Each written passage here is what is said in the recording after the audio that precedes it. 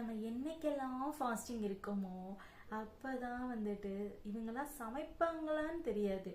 ஆனா அன்னைக்கு தான் எங்க இருந்து தான் அவங்க வீட்ல இருந்து தோசை ஸ்மெல்லு வரும், சப்பாத்தி ஸ்மெல்லு வரும், ஃபிஷ் ஸ்மெல் வரும், மட்டன், சிக்கன், கிராப், அப்படி இப்படின்னு ப்ரான்ஸ், ஸ்குவிட் சொல்லும் போதே அப்படியே என்ன சொல்றது, சலைவா வந்துக்கிட்டு இருக்கு.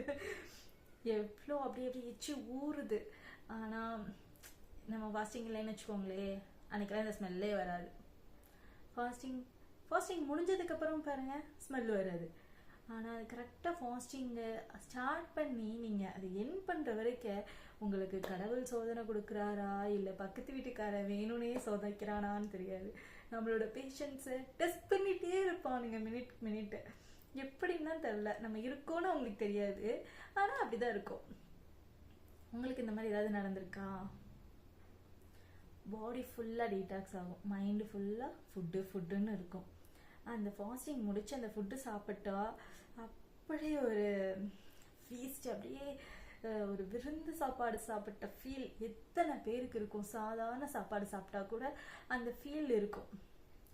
அதுதான் அந்த ஃபாஸ்டிங்கோட ஒரு மகிமை. நீங்கள் அதை ஃபீல் பண்ணியிருக்கீங்களா?